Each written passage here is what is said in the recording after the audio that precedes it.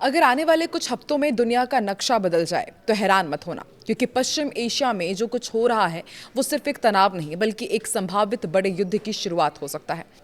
America अब Iran की जमीन पर उतरने की तैयारी कर चुका है और ईरान ने साफ कह दिया है कि जवाब सीमित नहीं होगा। तो सवाल ये है कि क्या दुनिया तीसरे विश्व युद्ध की ओर बढ़ रही है? नमस्कार, मैं हूं आकांक्षा और आप देख रहे हैं न्यूज़ 18 का डिजिटल प्लेटफॉर्म। ईरान और अमेरिका का युद्ध लगातार तेज होते जा रहा है और आपको ये भी बता दें कि ईरान और अमेरिका के रिश्ते हमेशा से ऐसे नहीं थे। एक समय था जब दोनों दोस्त थे, लेकिन फिर आई 1979 की इस्लामिक क्रांति और यहीं से सब कुछ बदल गया। अमेरिकी दूतावास पर कब्जा हुआ, राजदूतों को, राजनयिकों को बंधक बनाना शुरू किया गया और फिर शुरू हुआ दशकों का टकराव। और इसके बाद परमाणु कार्यक्रम को लेकर विवाद हुआ, आर्थिक प्रतिबंध लगाए गए और लगातार सैन्य तनाव। यानी कि ये संघर्ष आज का नहीं बल्कि 40 साल पुराना है। और आज पेंटागन ने जो संकेत दिए हैं वो और भी गंभीर हो गए हैं। अमेरिका अब सिर्फ एयर स्ट्राइक नहीं बल्कि ग्राउंड ऑपरेशन की तैयारी कर रहा है, मतलब स्पेशल फोर्सेस, सीक्रेट मिशन, तेज हमला, तुरंत वापसी। ये कोई इराक या अफगानिस्तान जैसा लंबा युद्ध नहीं होगा बल्कि हिट एंड एग्जिट स्ट्रैटेजी होगी। लेकिन असली खतरा यही है, ऐसे छोटे ऑपरेशन भी बड़े युद्ध की चिंगारी बन सकते हैं। पश्चिम एशिया का युद्ध अब एक ऐसे मोड़ पर है जहां दुनिया की नजरें अमेरिकी राष्ट्रपति डोनाल्ड ट्रंप के अगले कदम पर टिकी है। अमेरिकी रक्षा मुख्यालय पेंटागन के मुताबिक अमेरिकी सेना ईरान के भीतर हफ्तों तक चलने वाले जमीनी सैन्य अभियानों की रूपरेखा तैयार कर चुकी है।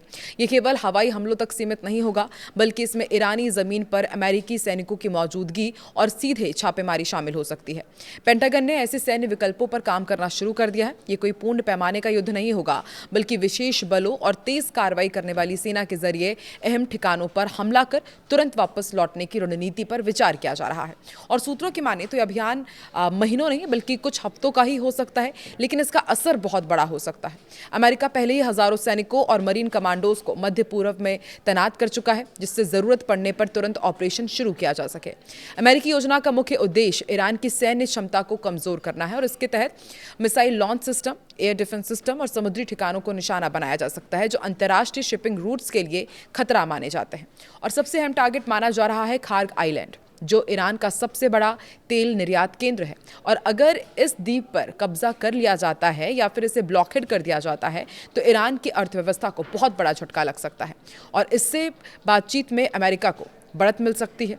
इसके अलावा स्ट्रेट ऑफ हॉर्मूज के आसपास ईरानी सैन्य ठिकानों पर रेड की योजना भी शामिल है ताकि जहाजों को निशाना बनाने की ईरान की क्षमता को कम किया जा सके।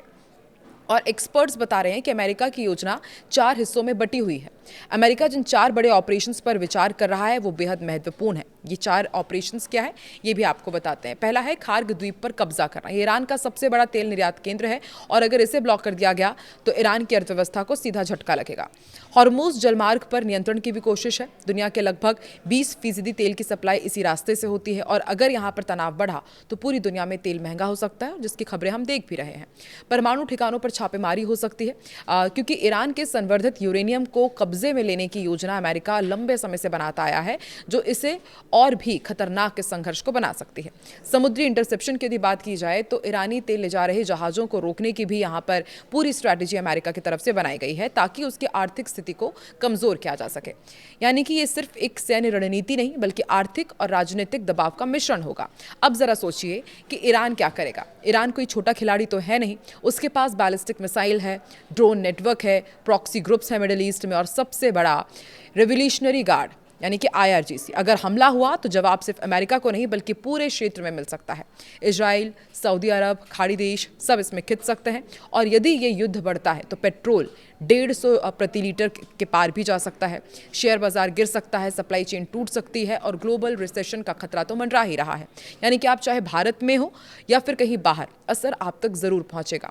और एक्सपर्ट्स का मानना है कि जमीनी अभियान आसान नहीं होगा। ईरान के इस्लामिक रेवोल्यूशनरी गार्ड मजबूत स्थिति में है, ड्रोन मिसाइल और समुद्री हमलों के जरिए जवाब दे सकती है और खासकर खार्ग आइलैंड जैसे रणनीतिक ठिकानों पर कब्जा करना जितना मुश्किल नहीं होगा उससे ज्यादा मुश्किल वहां लंबे समय तक नियंत्रण बनाए रखना होगा। इसलिए अमेरिकी सेना तेज, छोटे और सटीक ऑपरेशन की रणनीति पर काम कर रही है ताकि लंबे युद्ध से बचा जा सके। अमेरिका ने तेजी से अपने सैनिकों की तैनाती बढ़ाई है। तैयारियां केवल कागजों पर नहीं हैं। अमेरिकी मरीन और पैच अमेरिकी मरीन और एयरबोर्न डिवीजन के हजारों कमांडोज पहले ही मध्य पूर्व में अपनी पोजीशन ले चुके हैं। यूएसएस त्रिपोली जैसे घातक युद्धपोत अत्याधुनिक F-35 स्टील्थ फाइटर जेट्स के साथ समुद्र में तैनात किए गए हैं। ये सेनाएं वॉशिंगटन को ये ताकत देती है कि वो जरूरत पड़ने पर युद्ध की तीव्रता को तुरंत बढ़ा सकते हैं या फिर घटा सकते हैं। हालांकि एक तरफ सैन्य तैयारी तेज हो रही है, दूसरी तरफ कूटनीतिक स्तर पर भी कोशिशें जारी है। लेकिन ईरान ने भी चेतावनी दी है कि अगर उसके क्षेत्र पर हमला होता है तो वो बिना सीमा के जवाब देगा।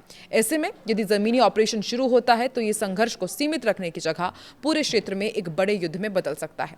फिलहाल अमेरिकी योजनाएं कागज पर है, लेकिन जिस तरह से सैन्य तैनाती और रणनीतिक विकल्प तैयार किए जा रहे हैं, उसे संकेत मिलते हैं कि आने वाले कुछ हफ्ते इस युद्ध की दिशा तय कर सकते हैं। ऐसे में सबसे बड़ा सवाल कि अमेरिका सच में ईरान पर जमीनी हमला करेगा या फिर सिर्फ ये दबाव बनाने की रणनीति है, और अगर युद्ध शुरू होता है तो क्या ये सीमित रहेगा या पूरी दुनिया को अपनी चपेट में लेगा। आपकी क्या राय है, नीचे कमेंट में जरूर बताएं।